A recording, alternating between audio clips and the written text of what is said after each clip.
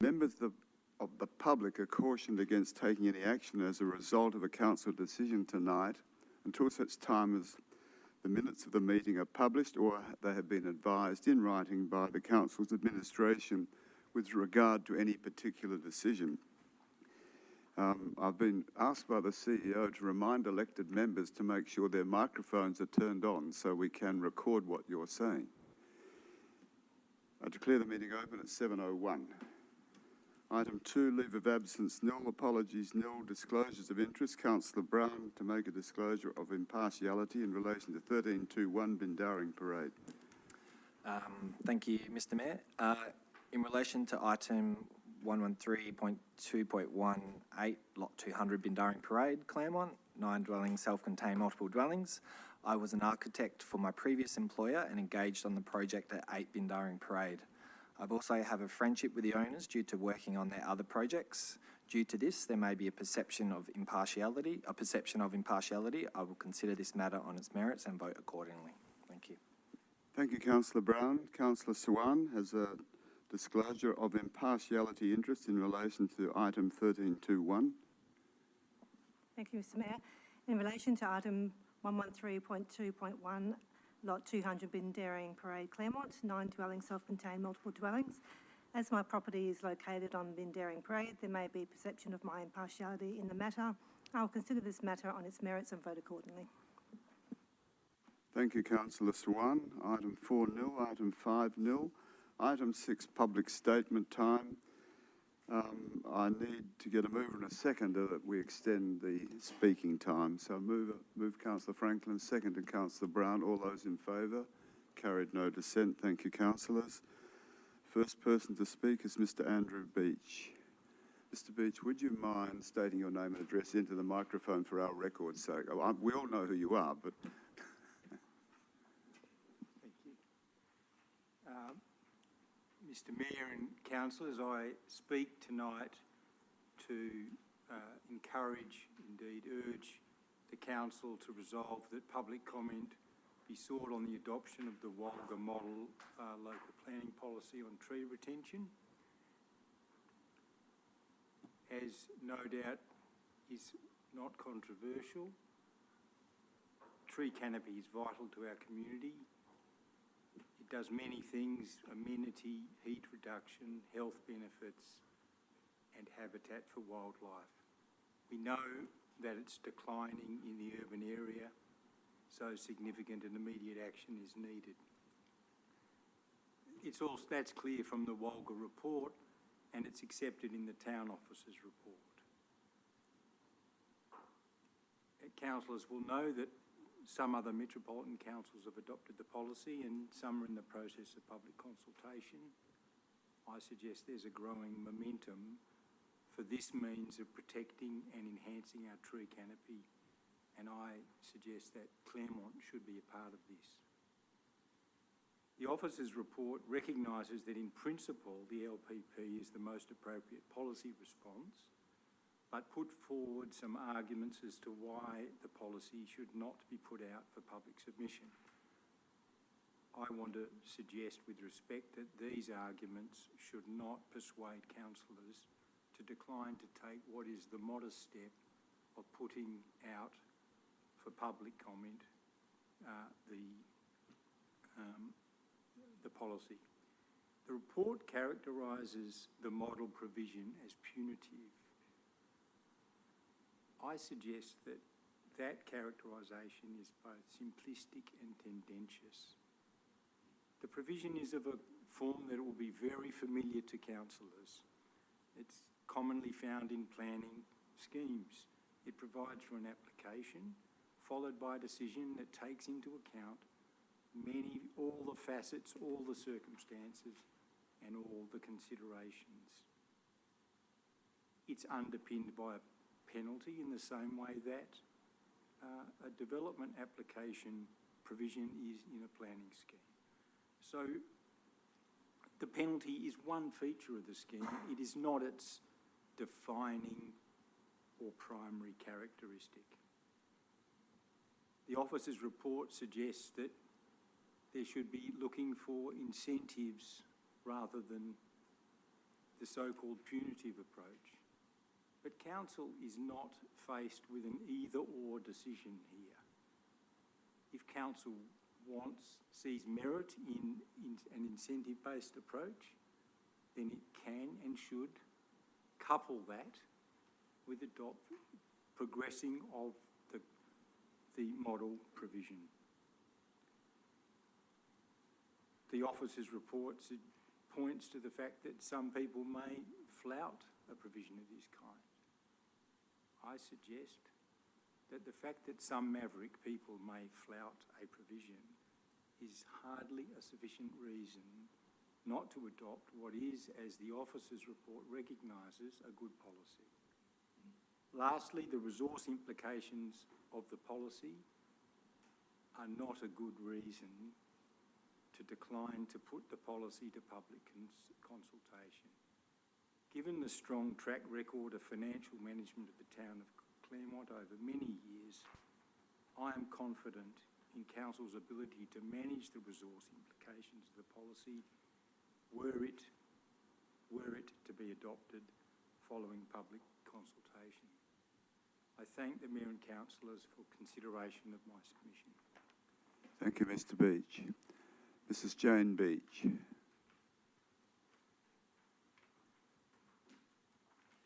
Good evening, Mr. Mayor and councillors.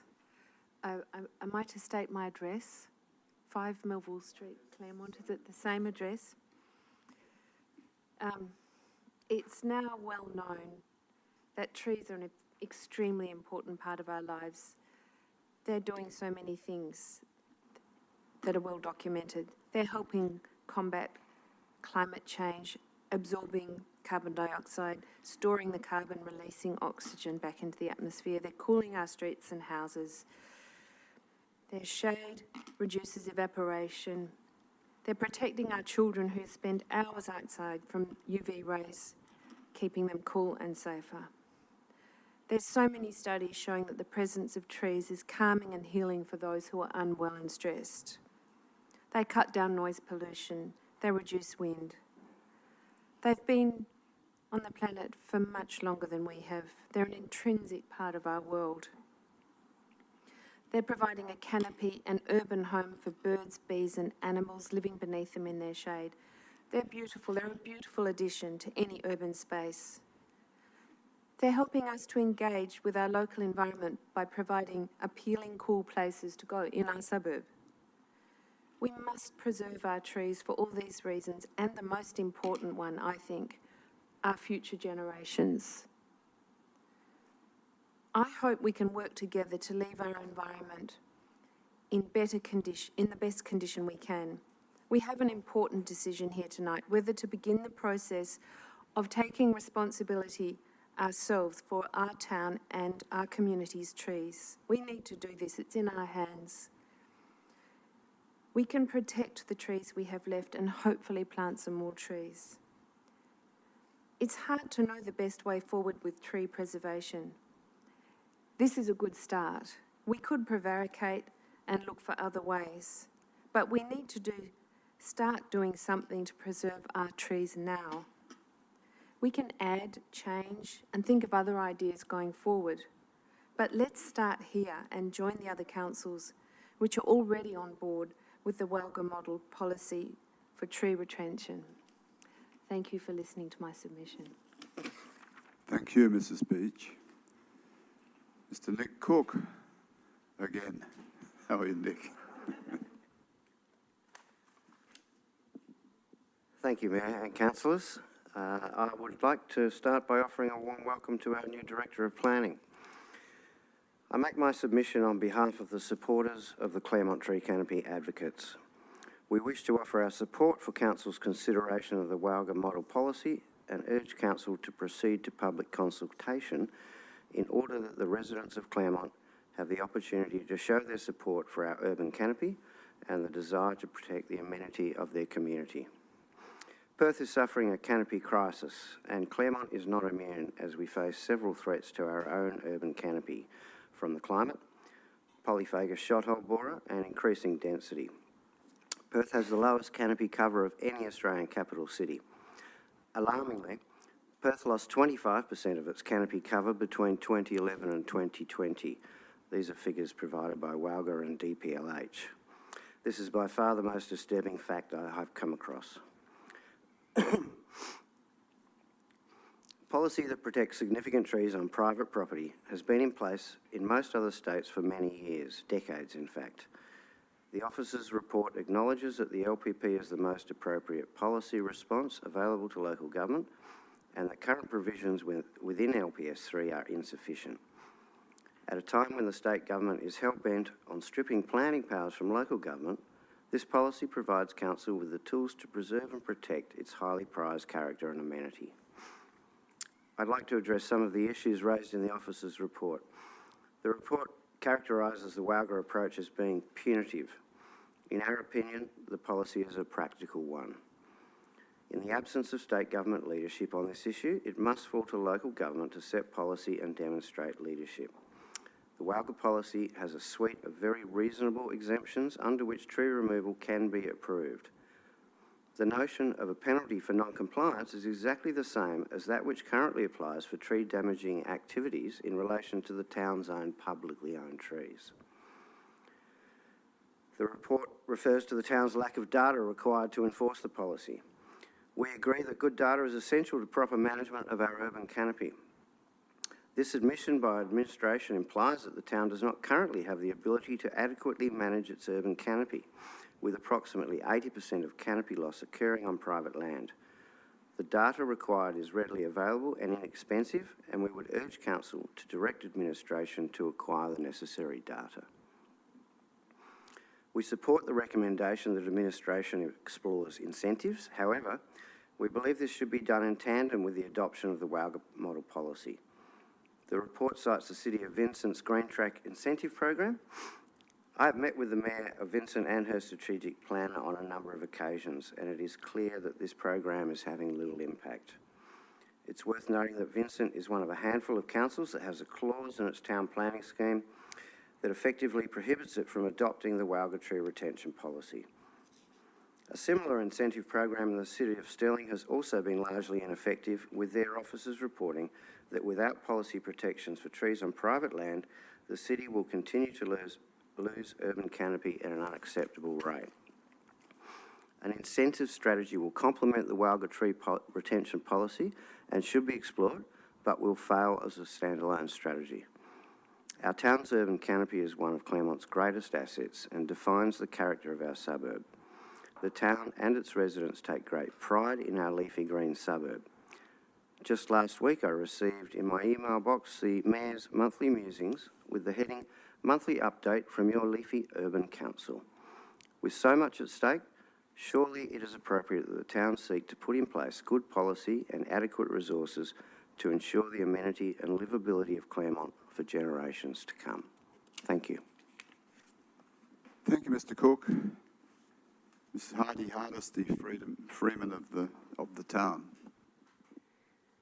Good evening. Heidi Hardesty, 12A Myara Street, Swanbourne. The council is facing one of its most important decisions it will ever make: whether to adopt WALGA's model tree retention policy. Adopting such a policy will create huge benefits for the community, given so many of our remaining trees are on private property. Retaining and increasing tree canopy reduces the urban heat island effect, hence energy consumption for cooling, increases property value, conserves and increases biodiversity, including the number and types of birds, and creates more beautiful and peaceful neighborhoods. It is up to local councils to take this initiative, as sadly, the development led by the state government is resulting in great loss of a community amenity, tree canopy, urban bushland, and wildlife. What we need is a tree retention policy and a vision that brings everyone together and strives to increase tree canopy to at least 30% by 2040. The sooner, the better. We do need incentives to save trees, but a few $100s for rebates on rates and development applications are not going to make much difference. I do understand that some, when they hear a new policy is coming, may chop down their trees because they think it's in their best interest. But I have faith most won't.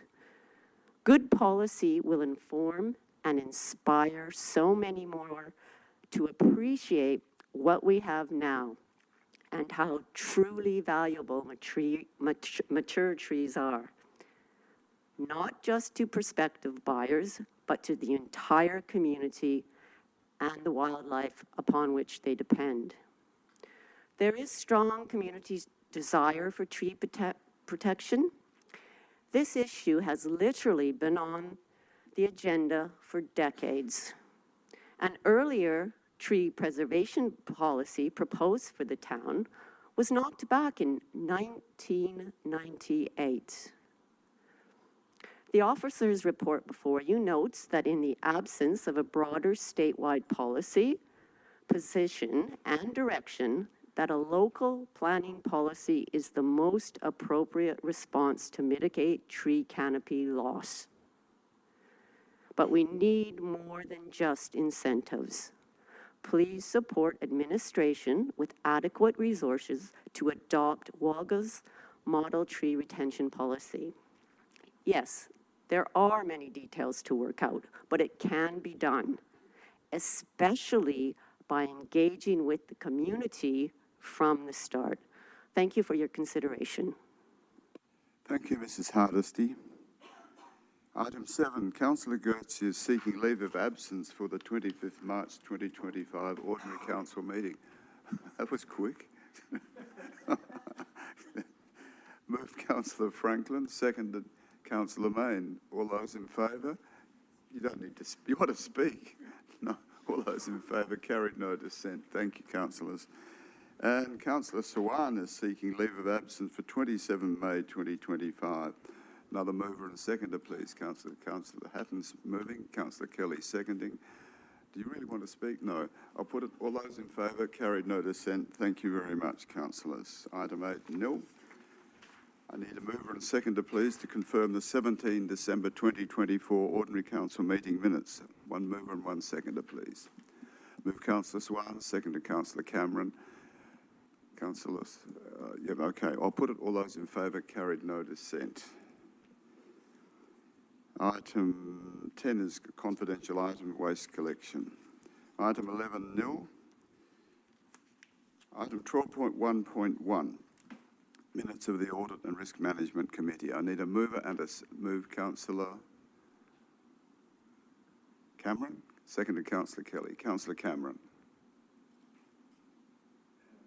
I have nothing to say. Thank you. Thank you. Can we draw it out a bit? Councillor Kelly. I reiterate Councillor Cameron's comments. Speak slowly, it's pretty please. straightforward, Mr Mayor. I mean, Anyone wish? the minutes are as they were, and there's no issues arising from the meeting, so which is good. Thank you. Anyone wish to speak against? I'll put it, all those in favour, carried, no dissent. Thank you, councillors.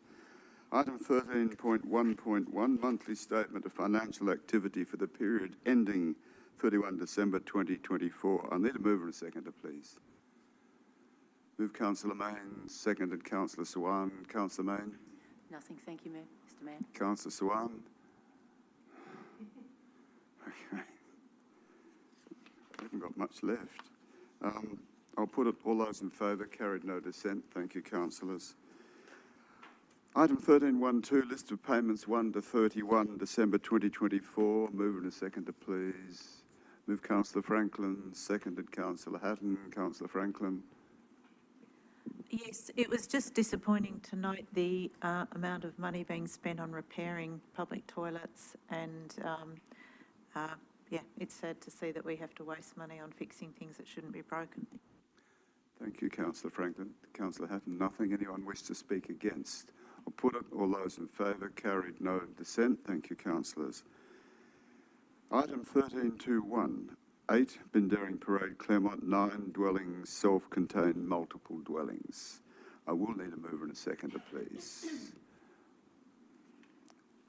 It will lapse if I don't move Councillor Mayne, seconded Councillor Kelly. Councillor Mayne. Thank you, Mr Mayor. The site is quite problematic, having so much bush in front of it, but it is a very beautiful area. So anyone building is going to have problems, and they may not even have ticked all the boxes yet, but this is not being decided by us in many ways. I think it's a good design. I think that from the street, if you're on the street or in a car, it's seen as two-storey. It also, it's sympathetic looking from the river. So a lot of people are in a boat, and even on that side, the landscaping and the building's design, I think, is quite sympathetic. And the design does incorporate appropriate plants and trees for the area while trying to mitigate fire risks. So they've actually got some really good natives that will keep the chance of fire less. Unrelated to that, but I note the developer is partly utilising the site and leaving an empty block to land bank on the north, and then build once the development is complete. And the residents will have twice the length of time to deal with tradies and an unknown time to view a weedy sand patch. So maybe we'll think about that when we're assessing differential rates, because it's another empty piece of sand. Thank you, Councillor Mayne. Councillor Kelly. Thank you, Mr Mayor. This is the second application that we've received for this site, and the initial application, I think, did run into some difficulties, particularly in terms of the escarpment and how the proposal was drafted. So, and it's been some time since that application was assessed, and I think that this is probably a much superior one from the earlier version. As Councillor Mayne indicated, I mean, one of the issues with the density that's being applied to this site is the potential in terms of height and streetscape. And fortunately, the design falls away towards the front. So from Bindaring Parade, you're not going to get excessive height, which I think is fantastic. We're not the approving authority for this particular application.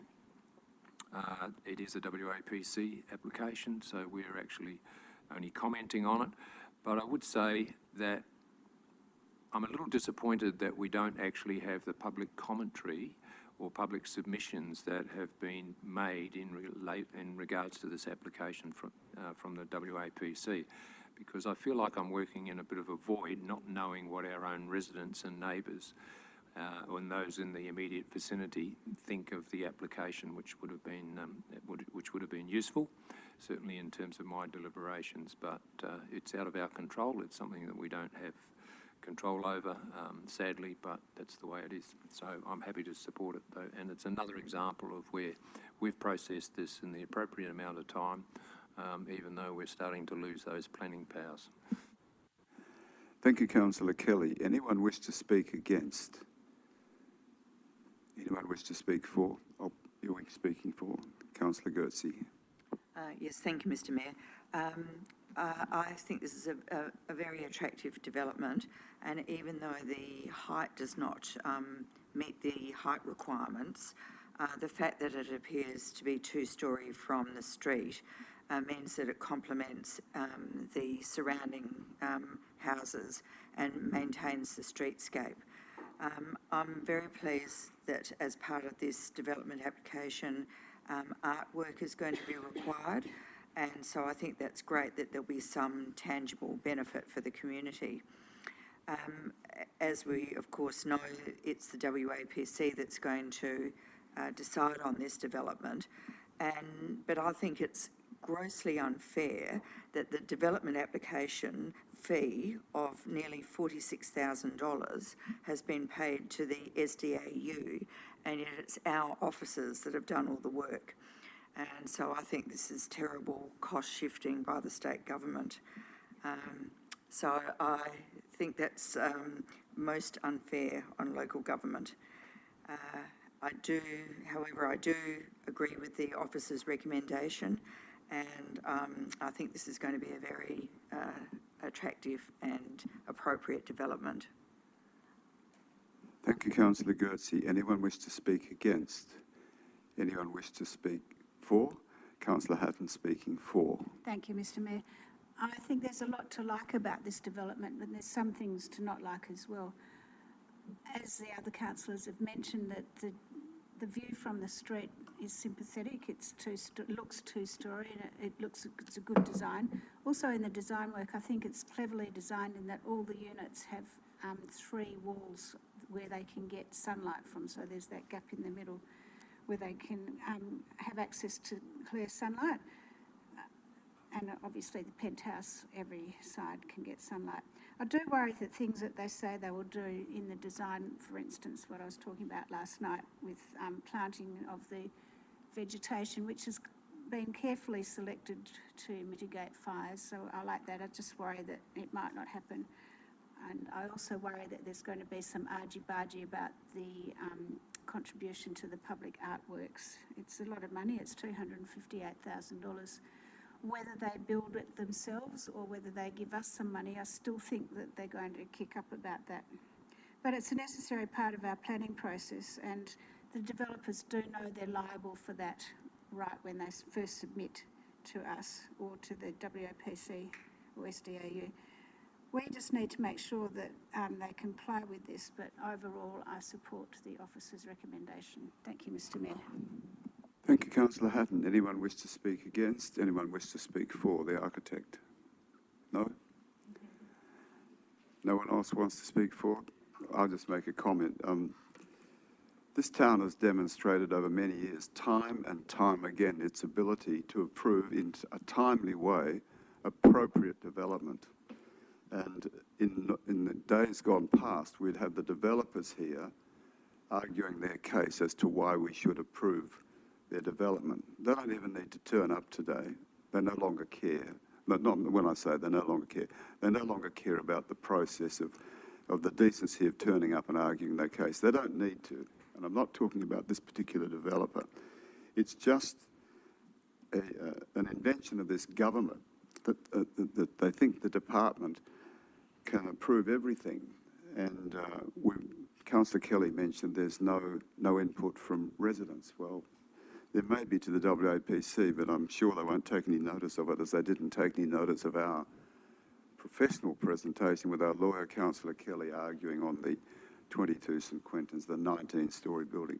So it's just a sad comment on how this state government views local government and views local government's ability to get on with it and do it. And Councillor Kelly mentioned this is done in a timely way yet again tonight, as it always has been with this town. Thank you. I'll put it, all those in favour, carried, no dissent. Item 13.2.2, Heritage Maintenance Grant 26 Freshwater Parade. Moved, Councillor Kelly. Would you care to, because Balfi was a friend. Councillor Kelly moving and seconded Councillor Goetze. Paul. Councillor Kelly. Thank you, Mr. Mayor. And I always enjoy the opportunity to speak to a Mike Balfe Heritage Grant. This is a wonderful initiative of this town, and I think has probably been going now for 15 years, thereabouts. Couldn't put an exact date on it. And it provides an opportunity to give a small subsidy to people in heritage-listed houses, or at least houses on our municipal inventory, in order to help with the maintenance and restoration of these properties. Mike himself was an incredible advocate for putting that inventory together, and was instrumental in calling it up into our town planning scheme, which has actually given it considerable legal weight, unlike many other councils where they might have a heritage list or register, but it doesn't actually have any statutory powers. Look, for the sake of $797, I mean, this has probably cost us more to put this this agenda item together, I'm not sure, but it's an excellent initiative, and it provides an incentive for people to come to this council and engage and assist in the protection of their heritage houses, which we all get to enjoy. Thank you, Mr. Mayor. Thank you, Councillor Kelly. Councillor Goetze. Thank you, Mr. Mayor. Yes, I don't really have anything else to add. We owe a strong vote of thanks to Mike Balfe and his strong advocacy for heritage houses. And I'm always very pleased when one of our heritage houses gets some support for maintenance and gets some tender loving care. So I support the officer recommendation. Thank you, Councillor Goetze. Anyone wish to speak against? Anyone wish to speak for?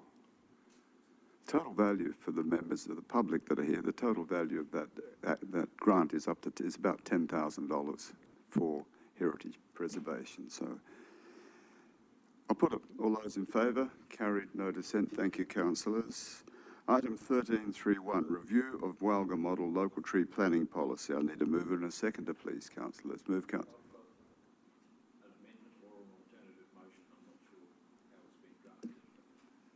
I'd rather, because it's contentious, I'd rather have on the floor first of all. Yeah. Can I have a mover and a seconder, please? If I get no mover and seconder, moved Councillor Franklin. Seconded Councillor Brown. Councillor Franklin. Thank you, Mr. Mayor. Western Australia is decades behind other states in tree preservation. I lived in Sydney 30 years ago and they had well-established tree preservation legislation then, and I'm surprised it's taken us another 30 years to even start thinking about it. I fully support the Walga policy that has used significant resources to prepare it. There's pages of it here. They've consulted widely and dedicated significant amounts of funds to prepare this report, and I don't think we should be reinventing the wheel. I think it'd be very good if we adopted their policy, and I look forward to hearing what Councillor Kelly has to say. But I'm very supportive of both incentives and punitive measures, because on reflection, I don't think that too many developers will be concerned about incentives of $200 or $300, and when they can make millions out of bulldozing trees and having more high density on the site. So I'm looking forward to hearing what has to be put forward. Thank you.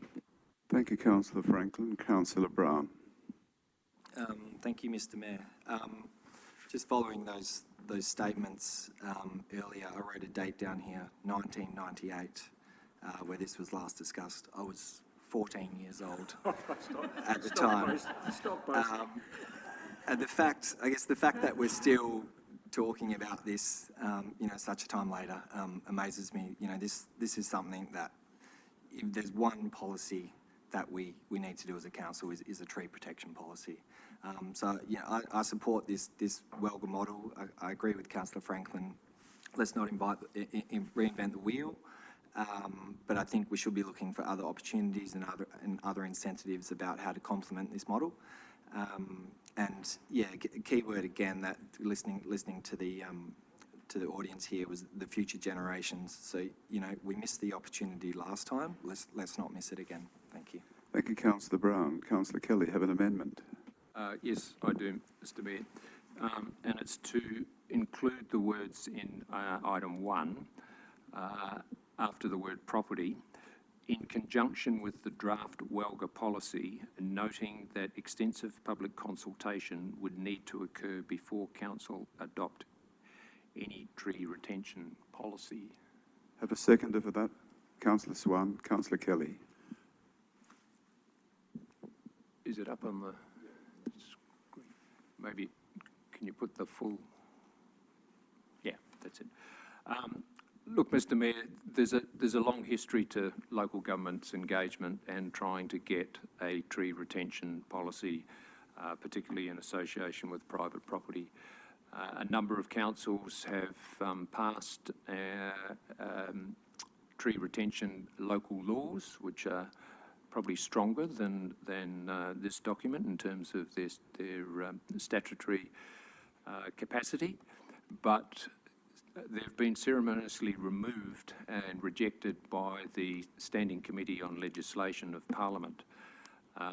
So there's been a lot of work going on behind the scenes, particularly by the Local Government Association, in trying to look at an alternative, and they've worked in association with, I think, 30 local governments in the metropolitan area to prepare this proposed draft that could be adopted by local governments within Western Australia. It was actually drafted, I think, by McLeod's lawyers, our local lawyers. Now, those earlier versions were prior to the advent of the polyphagous shot-hole borer. So very early on, local government was concerned about tree retention.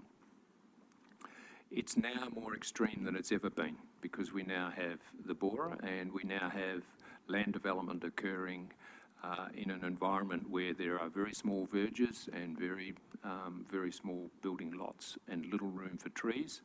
So we need to retain everything we possibly can on private property and not just rely on public property.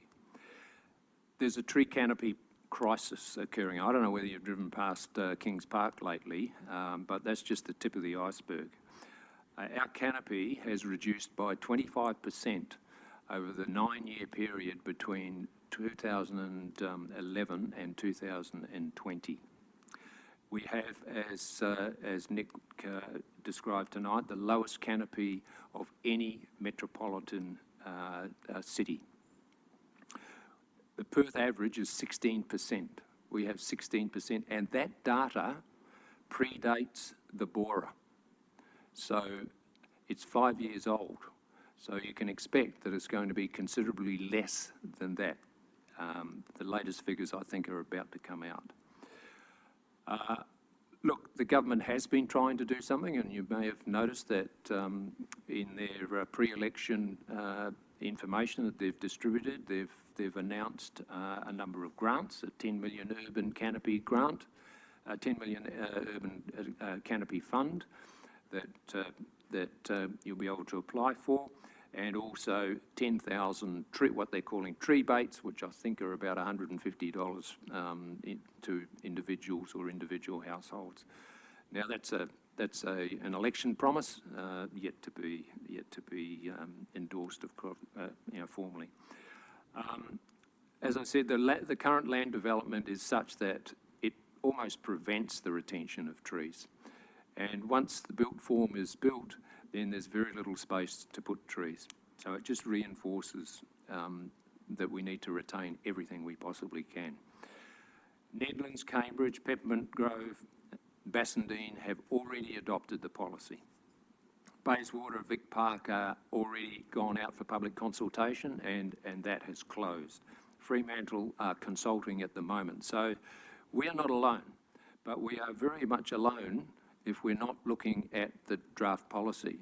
We're alone if we're looking at incentives only. So what my amendment is doing is trying to draw the two together and say, well, okay, let's look at some incentives, but don't drop the framework of the policy. And when it comes back to council, and if we endorse it, then it goes out as a package, not just an incentive component. So I think it's really important that this happens.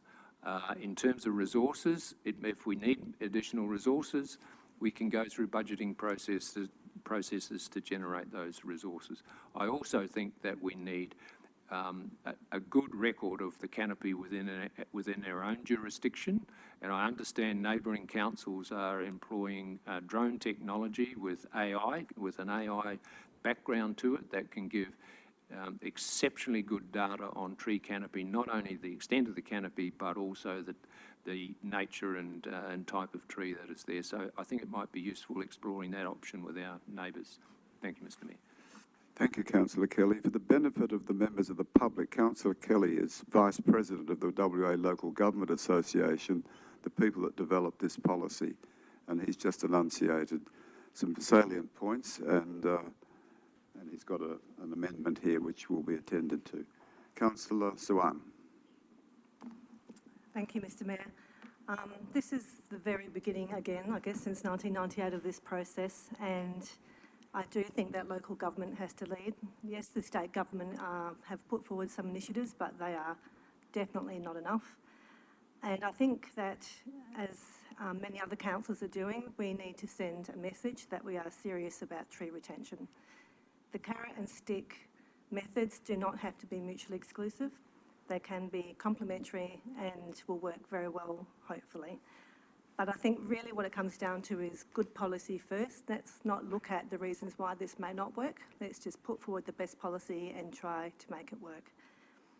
I'm very much concerned with the statistics that have come out that we are losing so much in terms of bird life, wildlife, biodiversity. It's actually really critical that we do something now. So if this council decides that this is a priority, I agree with Councillor Kelly, we will find a way to resource it, and we should get the data that's required to manage it and make sure it's compliant. Thank you, Mr Mayor. Thank you, Councillor Swan. Anyone wish to speak against? Anyone wish to speak for? Councillor Mayne speaking for. Thank you. Thank you, Mr Mayor. I agree with Councillor Kelly and Swan. I think that this draft document has some really good points, information and initiatives. However, there needs to be some extra incentives and discussion on the punitive measures. Councils often use the WOLGA template and edit it for their own use. I really like the carrot approach as well as what might be called punitive. I don't know if I'd even call it that. A carrot idea would be, for example, residents could nominate their tree with a photo and a measurement for significant status, and they could get an extra green bin, for example. That would mean that we would have an immediate list of everyone that's really keen. I'd have 3 trees to put on it, and anyone that's keen on trees, and the good people of this room would probably be on that list too. It's just an idea, but they're things that are carrots. And then we would then have the start of our list. When budget-wise, we don't have drone costings for drones and all sorts of things, that's a long way away. And also another carrot, when you're demolishing your house or a builder is demolishing the house, they could get a discount on their planning fees. I mean, these are little carrots, and I think it's going to take a lot of different things. Part of the tree problem is these smaller blocks and infill, but also for me the concern is that the design or renovation of outdoor areas with paving, clinical outdoor spaces, and they're taking the place of deep soil and plants. So even people with big blocks are looking at magazines and they're going, I want paving there and a pool there and a cabana there. So I think developers, architects and home builders need a carrot and a stick. This at the moment is a draft document, and I think it could be made better for our purposes. I don't think we're putting the document in the bin. All we're doing is, what Councillor Kelly would like to do is make sure that the community and councillors have consultation on the document, and that will really make sure we get the balance right for our particular council. We might have a workable policy before WOLGA's done all its work. They've done all the hard work, but we might have one sooner because they've got a lot of work to do still. Thank you. Thank you, Councillor Mayne. Anyone wish to speak against? Anyone wish to speak for? Speaking against? For. Thank you, Councillor Cameron. Thank you, Mr Mayor. Yeah, look, I've been impressed by the public submissions this evening. I think it's a no-brainer. It should go out to public consultation. There's an awful lot of passion out there, but there's an awful lot of expertise as well. And I support the amendment to go out to public consultation because I think we can make it better as a consequence of that. Thank you. Thank you, Councillor Cameron. Anyone wish to? Yeah. No one spoke against. Oh, you want to speak for? You've already. Well, no one spoke against it, so you can't. Okay, right. I'll put the amendment. You want to speak on it? I'll put the amendment. All those in favour of the amendment, carried, no dissent. Thank you, councillors. Return to the motion as amended. I can't remember who spoke. Councillor Franklin. Okay. Thank you, Mr Mayor. I'd just like to reiterate that there's data that trees in the front of a house being sold increases the value by $20,000, you know, and that's probably gone up now with recent increases. I understand from speaking to Nick Cook that there's drone surveillance opportunities that will only cost between $15,000 and $20,000 if we join with other councils in the coming months. So it's not cost prohibitive, and for every house that keeps a tree, there's a cost benefit to have an appreciated value. So I'm very supportive of preserving trees and doing it in the most cost-effective way possible. Thank you. Thank you, Councillor Franklin. Anyone wish to speak against? Anyone wish to speak for? I'll put the motion as amended. All those in favour? Carried, no dissent. Thank you. It was remiss of me at the beginning of the meeting not to acknowledge that we have some distinguished guests here, and I won't mention their names, but of judiciary and medical profession, but we all know the chap right at the back, and also Freeman of the town. So thank you for your attendance here tonight. Thank you, Alistair, and thank you. Thank you.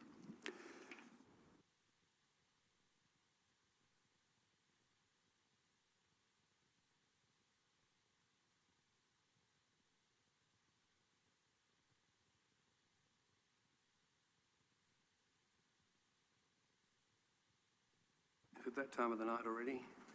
Had a great holiday, thanks very much.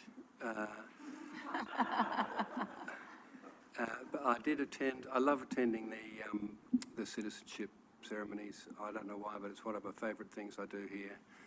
I've been so lucky to have been born here, and I think it's great that people make the decision to come here, but that's what I've done since we last met. Councillor Mayne. Thank you, Mr Mayor. In January, I attended a Roadwise meeting concerning traffic, and a lot's been happening. Marty's been doing an amazing job with initiatives, and we've now got our happy face signs. They're up just in time for school on Shenton Road, and they're on Davies Road, and it's already proving, because I live one block from there, one house from there, everyone is slowing down, so it's a really good thing. Marty and his team are now really going to be working on making everything compliant and complete a working plan for how we can go forward with our work with Walga. And we're also having a Vanguard, local government Vanguard seminar for 2 days. And I'm definitely going, but they want as many councillors as possible to learn all about traffic, about what can be done, about what you can do as a councillor and what council can do. So I'm really hoping I can get a few others to come along and become a vanguard. It's not that good a word, but, you know, I wasn't in charge. Oh, I wouldn't be asking you if that was the case. No, it's in Perth City. Thank you. Thank you, Councillor Mayne. Councillor Hatton. Thank you, Mr Mayor. I too love going to the citizenship ceremonies, and at 7:45 last Wednesday night I realised that I'd forgotten it, and I was very sad. Anyway, there'll be more. I've been to a few busy bees that have been having them weekly at the moment, doing the watering at Lake Clermont. That's all, Mr Mayor. Thank you, Councillor Hatton. Councillor Goetze. Thank you, Mr Mayor. Yes, I attended the citizenship ceremony, and there was a beautiful family there from Russia, and they were so moved that, so when the wife was saying her oath of allegiance, she was so overwhelmed that she actually burst into tears, yeah. Anyway, so it's an amazing occasion. I love going to them too. I also attended the artisan markets at the Clermont Football Oval. I was invited to attend the Men's Shed. So the Men's Shed had a pizza night, so I was invited to go to that. And I attended the annual general meeting for 1 minute. Well, Councillor Franklin went to the annual general meeting as well. Councillor Franklin. Yes, I'm going You to can sound laud a it. bit You too were here similar to longer. councillor Gertzie, but I attended the citizenship ceremony and the electors meeting, which was, yes, one of the fastest meetings we've ever had. And I'd also like to note that Claremont Council has dominated the front page of local media in the last week on handling a number of controversial issues, and I'd especially like to commend the staff and especially the CEO for her careful and considered and appropriate handling of the two major issues that arose. And it would be helpful if other comments made on behalf of council were perhaps made with consultation so that they were more in line with perhaps what the rest of the council's thinking.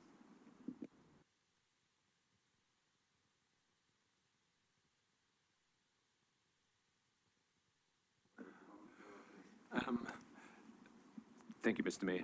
I too enjoyed my holiday, Councillor Cameron, and attended the citizenship ceremony, and having been through one myself, I wasn't quite overstruck with the same amount of emotion that was in the room last week, but it really is amazing the level of emotion that I think just about every person at every ceremony is feeling. And that was probably one of the more extreme ones where, you know, I mean, she was almost unable to read the oath of allegiance. She was so overcome. And I mean, it's one of those beautiful moments that you feel for them, but you can't help but think that, you know, it can be a struggle for them, but they are so overwhelmed by it. It's phenomenal. And to contrast that with our AGM tonight is like chalk and cheese. So it was one of the quickest I think we've ever had. Brown. Thank you, Mr Mayor. I'd just like to, I guess, formally welcome the new Director of Planning as well tonight. So look forward to working with you in the future. I also went to the artisan markets in January. I think it was a pretty good turnout, probably similar to the Christmas market, so that was great. And on the weekend, I went to the Family Fun Day back to school pool party at Claremont Pool. First time I got a look at the new inflatables as well, and so I just want to thank the admin staff for getting that together from the older version. It was great to have kind of two different age groups running through those. And just on the traffic, Councillor Mayne, I would be interested in the dates or some information on that. I think the start of school always reminds me of kind of how bad the traffic issues are around here. So yeah, be interested to see what we as a council can do moving forward. Thank you. Thank you, Councillor Brown. Councillor Suam. Yeah, and all I've got to add is I also attended the citizenship ceremony, which was a joy as always. Thank you. Thank you, Councillor Suam. I attended the Christchurch Carol Service on December the 20th on behalf of the town. A number of councillors here were present at the former Freeman of the town, the late Freeman of the town, Mayor Peter Olsen. That was on Wednesday the 29th. We also had the citizenship. I attended that on the 29th, and I attended on Friday last week the VIP launch of Avalon Grove Residences at 1 Airlie Street, Claremont. I now need a mover in a second. Do we go behind closed doors? Move Councillor Mayne, second to Councillor Cameron. All those in favour, carried, no dissent. Thank you, councillors. Okay, item 17.11, bulk verge waste collection service. The council accepts, subject to the execution of relevant contract documentation, the submission by B&B Waste Contractors Proprietary Limited for the provision of bulk verge waste collection services to the town of Claremont for a period of 2 years with a possible 1-year extension up to a maximum period of 3 years in accordance with RFT 09-2024. I declare the meeting closed at 7:58. Thank you, councillors.